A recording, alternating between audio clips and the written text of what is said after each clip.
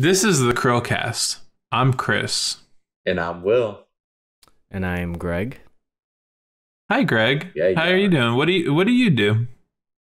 I am an electrician by trade. Oh. I also do a podcast on the side with my partner Brian Matthew. We're called the Movie Chemists. We review movies, as you guessed, TV shows, video games, talk sports, whatever the hell we want, as our intro suggests. I also am a fellow gamer with Joey and Alex. Oh, DotSlashFrag. DotSlashFrag. Those little Cool boys channel. from DotSlashFrag, they're so silly. They're cool. I feel bad for them, so that's why I game with them sometimes. It's kind of weird. Yeah. Everyone we brought on the show this week keeps talking about DotSlashFrag. I wonder why. And there's a lot of buzz Strange. going around. They got the quality streaming. The quality, dude. But I met Alex through Destiny through a mutual friend. Nice. And we've been playing video games since 2014 on and off. But I mainly play single player games, and right now I do Rainbow Six Siege and Ghost of Tsushima. Tsushima, is that how you say it? Ghost of Sushi. Sushi. Yeah, Yes. the Sushi Ghost. Oh, yeah, I love that game. I'm also a gamer. Wow, how crazy that all of us play games. Wow. It's almost like it's a small world. it's such a small world, dude. It'd almost be even crazier if we've all played Crazy Taxi before. That is a crazy game. That is a crazy idea. You know what a crazier idea would be if Oh, that. a video game implemented the same game mechanics as Crazy Taxi and put it in their game with their graphics. How insane would that be? It would be pretty crazy. I think that would have to be Game of the Year, right? Come on. Of course. What if I told you a game this year did that? Oh, really? I'm signing off right now. Little indie game. It's not very well known. I feel like it's going to blow up in popularity soon. It's a little game called Fork Knife. Oh, I heard that about right? that. Yeah. Mm. Yeah. Fork Knife? Fork Knife, dude. That's Yeah. My children play that game. Small little game. I feel like it's the next. It's going to be up and coming. I feel like it's going to get real popular here soon. I think Crazy Taxi, this little game that they've been replicating, I think that's really going to ascend the game. Fork Knife, huh? Is that game where you destroy things and zombie cactuses come after you and you build a civilization? Is that type of game we're talking about here, or is that a different? Is that Minecraft? I think you might be thinking of Minecraft, although this one does have a pick. This one has the flossing in it, okay? Like, Yeah, always you know, the floss your flossing, teeth, I think. kids. This thing. I heard Fortnite was actually originally started as a game like Minecraft. Was like you build your whatever your area, but then they were just like, hey, let's just make it into a battle royale. They have like the save the world mode, yeah, and it's like wave based, and you create your base and stuff, and that's what all the building came from. But instead, they're like, holy shit, PUBG's getting so popular. Let's just make it a mode like PUBG with building. Is that really what found it? 100%, dude. We're getting off topic. What about Crazy Taxi were you talking? We're getting off topic. Today is the Throwback Thursday. Why'd you say it like that? Because I say it like that every week, Will. Oh, that's so strange. That's very catchy. Thanks, dude. But The throwback. anyways, so we're talking about Crazy Taxi today. Crazy Taxi came out originally in 1999. Oh. It was an arcade cabinet. It's a 90s game. Heck yeah, dude. Only 90s kids would understand. Yep. So there was two variations of this. There was one with a seat and steering wheel with the gear shift. There's another one that had no seat, but it had a wheel shifter and pedals. It was like a stand and play instead of sit and play. Okay. So the stand and play one actually was based on the Sega Dreamcast hardware, which is kind of crazy to think about because the Dreamcast didn't come out until 2000.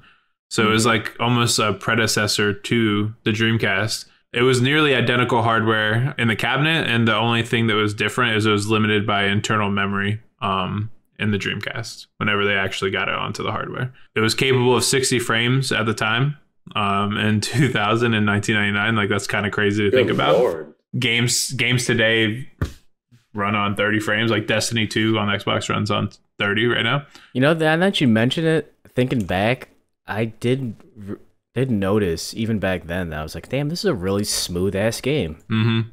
So we're gonna kind of deep dive into that and maybe talk about how they recreated it in Fortnite.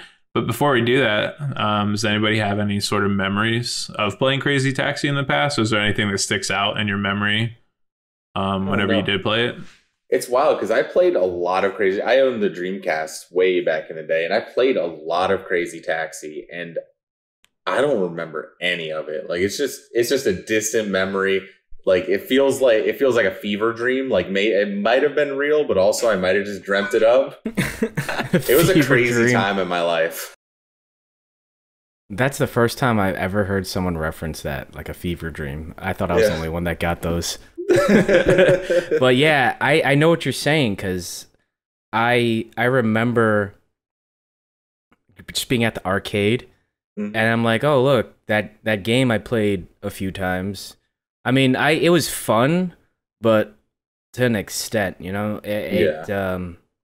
I think the first time I was like, oh, this is cool and everything like that, but then after a while, it just kind of got it repetitive, and you know, I just stuck to my go-to, Time Crisis 2. Oh, Time Crisis. I played it on Dreamcast first, but I did play a lot of it on arcade, like at the movie theaters. Because back in the day, the movie theaters had the little arcade section that was like an actual room with a shit ton of arcades. Nowadays, there's like 3 of them on the wall. But I played them all the time, waiting for the movies to start. And I think you guys are right that it's a pretty repetitive game. And I think that's probably because it started its life as an arcade game. Because very much when you play the Dreamcast version, it's like arcadey. Like, you're just playing the arcade game. Yeah. That's what gave it like that feel of like you played it like for maybe like 2 hours, and you're just like, okay, I've done it. Like, I've seen this game now. Yeah. To me, though, the thing that just completely stands out, that is like burned into my memory, and I think probably helped my taste in this thing, is the soundtrack. Like, I think before this game, I didn't realize that games could have good music in them, or I guess licensed music. It had like Bad Religion and Sum 41, and like those songs just got stuck in my head whenever I was playing the game. The Dreamcast did have a lot of good games that had good music to them, because there was also like Jet Set Radio. Yep. Like, there was a lot of good musical games for the Dreamcast. Yeah. It just, I don't know. Like, I would almost just turn the game on to listen to the music at a certain point. Because it was, I just loved it so much. And like, that was the time like Napster and stuff was coming around where you could like get the music. But so you just go look it up and yoink it off the internet. I think around 2001 is whenever I got my first computer. I just need you to say it right into the microphone very clearly. You used to steal music. Is that what you're saying? No, he paid for it. A Napster was obviously a place where you bought music, right? Oh, obviously. Okay. You paid for the music. Of course. Napster was Napster was that program. Yeah, Napster was that program where you would insert your CD that you purchased, and it would put it on your computer so you could listen to it later. Okay, so you would never steal music. No, just like you would never download a car. You'd never download a car. Right? You would never 3D print a house. Yeah. Crazy. This is a crazy world. But steal music. Okay. Never. It had a second title that came out in 2001, which is kind of crazy that it had at that time, it had such a short turnaround for a sequel. The second one had 2 maps. One was around Apple, and then like they had a small Apple, both based on New York City. And the second game actually came with 2 new features that are pretty drastically different. You could get multiple people in the car, and you could actually jump with the car, which I'm pretty sure that's the game I played the most, is the second one. Yeah, you could do some crazy things hopping around. Yeah, Crazy Taxi, I mean, I don't think it's a big surprise, but it was one of the best-selling Dreamcast titles. It was a Sega game. They pushed it pretty hard. It wasn't really available anywhere else at the time. They do have a Crazy Taxi 3 that's on Xbox, I think, and PC now. But at the time, I think it was only on Dreamcast. So what do you think it is about Crazy Taxi that caused Fortnite to pretty much replicate it into their own game? Do you think it was just that arcade feel? Because Crazy Taxi, when you first pick it up, it's so fun. Like, it's such a unique game that like it's just so like overstimulating for maybe 2 or 3 hours. You're just like, this game is amazing. Like, it takes a little bit for that to wear off, but like it's got like that appeal right off the bat. Do you think that's why Fortnite decided to like replicate it? Do you think that's what pulled them in? Maybe it's because nostalgia. Maybe I guess the people who develop Fortnite are the ones that work on the game. Think they're gamers. I think, I'm not 100% sure, but it's I guess it's just nostalgia. You know, people forget a time where, you know, you go to the arcade game to play a specific game that wasn't really available on consoles, or like the Dreamcast. Although it was such an awesome console, not many people bought it. Yeah. So it's not like today. Like, when you go to Dave & Buster's today, you're playing games that you could get on your iPhone or your Android. So, you know, it's bringing us back to a time where, you know, it's like, oh, hey, remember this game? Well, here you could get it here. You know, I guess they're trying to recreate that arcade feel of, you know, and appeal to children, like the new wave of gamers today. It will be cool for the Crazy Taxi to be brought up in a new generation of gaming that these kids haven't seen it before. Because the last Crazy Taxi came out in 2002. Yep. 18 years ago. Like, literally, people were born that year, full like adults now. Exactly. Yeah. It's kind of sad that they haven't released anything since then. I think the only other game that I've played like Crazy Taxi is probably like The Simpsons Hit and Run, which is still not exactly the same. Nothing hits like Crazy Taxi. Yeah, and I think to speak to the like why Crazy Taxi and Fortnite, they've recently been on this kick of like limited time modes. So they have their 2v2, they have their 4v4, they have all their core modes for the game, but I think they're struggling to keep their user base happy with just the core game modes. So they've started introducing these game modes that I think you yourself can go make this game mode inside of their creative mode. But basically, they've been introducing like the tilted taxis, which is the Crazy Taxi mode. They've been introducing, there's a new one today where you have to like go and find golden tickets and like race around with a car. There's just a bunch of these like bite-sized game modes, and they put them out for like a weekend, or they put them out for a week. And they get people to come to the game, play that limited mode, and then move on. And it's like you said, like, Crazy Taxi is fun for a short amount of time. So that's what they want. They want to pull people in for those couple hours playing this mode, and then they'll be like, okay, that was fun. Let me go play the normal mode now, like 2v2 and 3v3 and all that shit. I think that's pretty genius commercialism. Exactly, because it's going to pull people in who like Crazy Taxi, and then people are going to be like, holy crap, this is so original. This is so cool for Fortnite. And in reality, it's like just a mode that's existed before. Yeah. Yep. Well, maybe that's why they haven't come out with games like that, because essentially it is just one game mode. If you think about it, you play Grand Theft Auto, they have a bunch of side missions where it's like a time attack thing, or, you know, one of the missions is to get this package here with this unlimited amount of time. And it's like, oh, well, this is obviously drawn influence from previous games, or it's just like a game mode. So you're not going to buy one game for just that one specific game mode. If they added more to the Crazy Taxi game as like different game modes, I don't remember, but I think that was the only thing. It was a time attack. Yeah. Right? I think it was just go pick people up and deliver them until your time runs out. And then when you deliver people, you get a little extra time. Yeah. So other games have implemented that, like Grand Theft Auto, and I guess, you know, like there's side missions where you actually are a taxi driver, or you have to go fight crime. You're vigilante mode or firefighter mode, and, you know, it's more range. How do we feel about that? So GTA has taken inspiration from Crazy Taxi, obviously, for those side missions. But if you look at Fortnite and the Tilted Taxi mode, it's literally Crazy Taxi. You get in a taxi cab, it puts the arrow in the middle of the screen pointing you, when you pick someone up, it puts the arrow in the middle of the screen pointing you to your destination. You have side missions or whatever that you can do on your way there to get extra points. The thing that got me is whenever they're driving around, like you pick someone up, whenever you're driving to the destination has that glow, that circular glow, that Crazy Taxi, like this is where you need to be.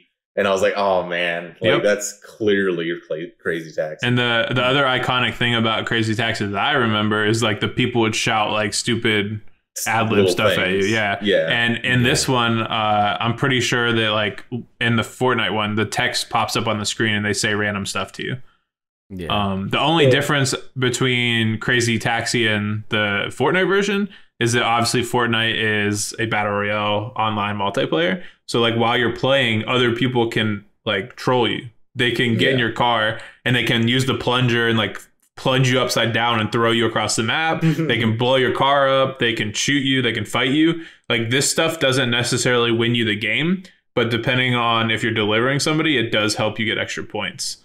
So like that's the one spin that they put on it. But like other than that, it's like a 1-to-1 clone where the GTA stuff is clearly inspiration. So do we think that's a good trend? Like, do we want to see more of that in games?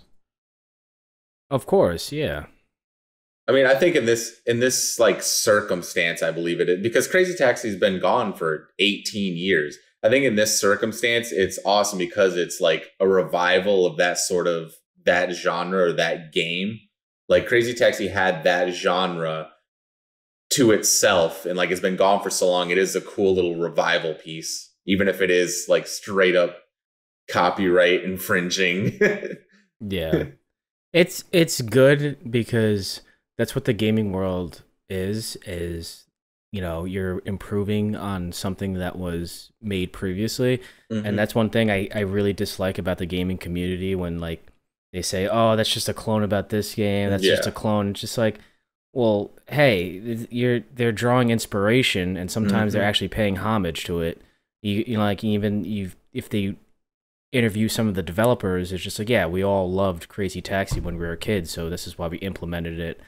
And you know, I was having a discussion with a few friends about like, you know, this a very particular game that I was playing, and I said I was like, it's so good, and then like I read online, and some of my friends even said they're like, well, that's a God of War clone. I'm like, well, God of War didn't just create this game out of nothing. It drew inspiration from other games, like platforming, timed events where you have to hit a certain button. Yeah, cinematic timed events where you have to hit a certain button. I mean, like Resident Evil, you know, Resident Evil 4 did that. That made it was like the staple mark of doing that, and obviously that drew inspiration from other games. So it just wasn't as popular or wasn't as streamlined as those games. So I mean, that's what the gaming industry is just taking what you knew and making it better. Call of Duty, for example, those were the former developers that worked for the Medal of Honor games. So if they didn't have the Medal of Honor games, you would never have Call of Duty. So, you know, I think it's absolutely a good thing. At the same time, I think people need to recognize, you know, you know, those other games and when you pay homage to, or when you say it's a clone, well, it's not really a clone. You drew inspiration, you know? Yeah. And I do love like the little homages that you see in these video games. Like we played Dying Light recently on a stream, and there was a level in Dying Light where you go down a chimney and it's literally, you just play 1-1 of Super Mario Brothers in the Dying Light world, which was so much fun. Like that's such a fun little Easter egg to find in these games. Like those are always so fun. And I love that games draw inspiration from one another, and like it's not really like a negative. I mean, some people see it negatively, but it's not really a negative impact on their own game whenever they're like, oh, we like this game, so we want to put some sort of feel into this from that game. Like that's, I wish that was seen more as a positive than a negative. Yeah, so like not exactly the same because it's the same company, but Mario Odyssey, how they did the 2D portions of the levels, like paying back respect to their 2D. To theirs. Yeah, their 2D games they made in the past. Yeah, I thought that was a everywhere. super nice touch. That I was not expecting that in that game. That's super fun. And like even like the Wolfenstein games, there's literally like Wolfenstein cabinets in the games where you can go and you can play the old Wolfenstein, like old school Wolfenstein 3D, which is awesome. It's always one of my favorite parts of like Wolfenstein games. Doom did that too. Yeah. Where you could go back to the old, you could see like the pixelated like potions that you could pick up for health and stuff like that, and like the shards of like armor. And I like that because some of the gamers today were, I remember when Doom and Doom 2 came out, this is when you used to load, put it in with a floppy disk and it ran off DOS. And it was just like, it was like pixelated. It was like cutting edge technology at the time. I mean, but you know, the generation today doesn't realize that that's what it originally came from, you know, and I like that I wish gamers or today's gamers more like just paid homage to that, because it's like, this is what we had. It's like, this is, our imaginations ran wild with this kind of technology and this like primitive way of playing. Like you couldn't even look up. You had to use the arrow button, up and down arrows button to look up. You couldn't use your mouse. Yeah. It's so crazy to play those games today. Especially something like, let's just use Halo for an example, because they have the remaster version. But like playing Halo 2 on normal graphics, you're like, this doesn't look what I remember at all. And you play on like the new graphics and you're like, yeah, dude, this is what my imagination was like drawing on screen. Well, today's gamers, I always say it, like they're so spoiled, because I remember playing video game and like RPG specifically. I remember like Final Fantasy 7 or 8 or, you know, Legend of the Dragoon, which is a very underrated RPG. I remember when they had those cutscenes. And I remember telling my buddy at the time, I was like, you see these cutscenes? I'm like, video games are going to look this good one day. And then they're 10 times better now, obviously. They look even like 100 times better. But like in my mind at the time, I was just like, these graphics are good. But when the cutscene comes, that's what I waited for. I'm like, the games are going to look like awesome. And they're going to look exactly like this. You know, and then you play the games today, and you don't even you can't even appreciate you can't appreciate how beautiful a game is. But like, if you didn't play them back in the day, and like you had that imagination, like this is what I waited for it to look like this. The biggest example for me as a kid from that would be Final Fantasy X. The cutscenes in Final Fantasy X looked fucking gorgeous. Even now, they look good. Like back then they looked fucking like a movie in my head. I was like, these are the most amazing like cutscenes I've ever seen in a video game. Like it will never get better than this. Like there's no way. This looks so good. And now you look back at it and you're just like, oh. Yeah. Just the colors in general in Final Fantasy X, like the usage was the first time you had like layers and layers of bright colors. Yep. And I remember playing that one. That was like one of PS2's release titles, I think, Final Fantasy X. And I'm like, oh yeah, this is amazing graphics. And I play it today. I'm like, oh my god, what trash graphics. And then they had the remaster. I'm like, yeah, this is what I remember. Yeah, I wasn't lying. I wasn't lying. This is it. This is from the past. I promise. The thing I think that probably most gamers, even people who played old games, probably take for granted is the fact that almost every cutscene is rendered in game in real time now. Like, yes, that alone is a feat of strength. Playing Death Stranding and seeing those cinematics in real time, it's basically just like Hideo Kojima flexing. He's like, I can do this just because. He's like, I don't have to do it like this, but I will. It's basically an interactive movie. And like, it's all rendered in real time. You're just like, this is insane, dude. Like how good it God looks. God of War. Yeah, exactly. Yeah. And like Ghost of Tsushima. I'm being a PS fanboy right now. Yeah, you are. Goddamn flex. But on even PlayStation even much. Halo. I mean, even like Halo. Dare I say Halo 4 and 5? Even though like they weren't like the best games, they did look fucking great, and their cutscenes were all rendered in game. The first game that I played that did in-game rendered graphics was Halo 1. I don't ever remember a game before Halo 1 really doing the entire cinematics in-game. And like to me, that was just crazy. I was like, "Oh!" A lot of games did it, but didn't do it well. Halo was like the one that did it well. Like that made you remember that they did it. It was like they had a team choreographing everything, like a movie. I mean, like Resident Evil 2 kind of did it, but it looked like not Resident Evil 2, but like Metal Gear Solid. Remember when that first came out on PC and PS? Yeah. Legit, but like it wasn't believable because they're just like. Yeah. It was like all puppeteered stuff. You know? No, like exactly. And technology advances so quickly nowadays that like even games that came out 6-7 years ago are already considered old games. Oh, like kids nowadays, it's so rough for kids nowadays because there's so many good games. There's so many like games that you need to play that are out there now. Like when I was young, and I had my Super Nintendo, dude, I got Chrono Trigger, and I'm like, oh, this is the one game I can get for like 2 months. I'm like, I picked this one because it's a JRPG, so I know it's going to have like 50 hours of gameplay, has like multiple endings. I'm like, I can literally get like 2 months of playing out of this. And now kids today are like, yeah, sign up for Xbox Game Pass, 700 free games, play whatever the fuck you want. I'm like, you lucky bastards. The rise of the Game Pass, the PS Plus, the Nintendo Switch Online stuff is crazy, dude. Yeah, I think it's like an issue now because I find myself that all these games are coming out. I get them and I don't even play them. I swear to God, I have like, you should see my Steam library. It's full of games I haven't even touched. I have like 8 PS4 games that I really, really want to play. I just have them, and they're just sitting there, and they're all. I have Spider-Man. I have Horizon Zero Dawn. The Last of Us 2. Haven't even touched any of them. Yep. And are they still in the wrappers? They might as well be. I just opened them just to like be like, ooh, I finally got it. Yeah. And then you put it on your shelf, and you're like, no, I'll never touch that. I thought it was because like I'm older now that like I would go to the store and buy a video game and like I couldn't wait. Like I would open up in the car, like I would get the booklet out. I'm like, I can't wait to play you.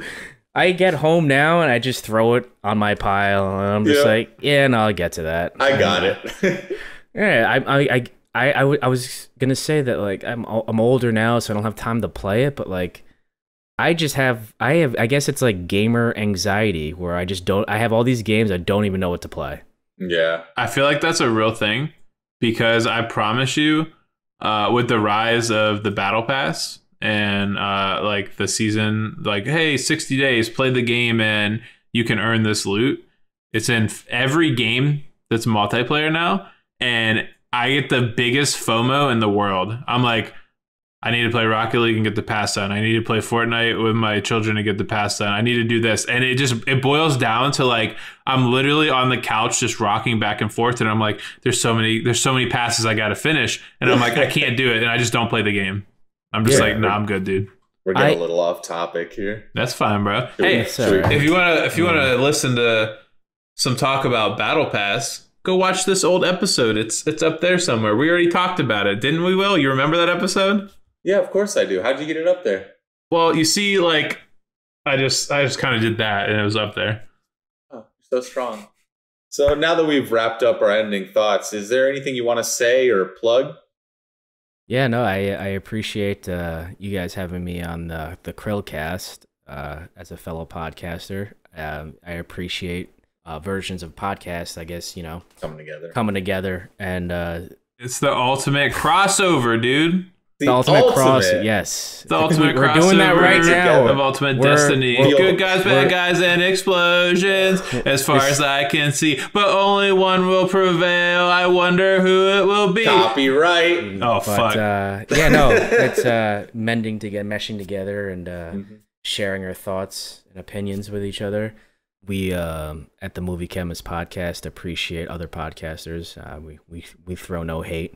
Except to the Star Wars sequels. All love, yeah, we're with you. Wait, you don't like the sequels? Hold on. No, we got, how much more time do we got? Podcast. How much more time? Okay. Guys, if you want to check out Greg, you can find the details of his podcast down in the description. I don't. It's not that I don't like the Star Wars sequels. I absolutely fucking hate the Star Wars sequels. As always, the hate mail. I'm Chris. If you need Greg's email, it's down in the description. You can send him all the hate mail you need to. Here's my address and where I work. His weaknesses.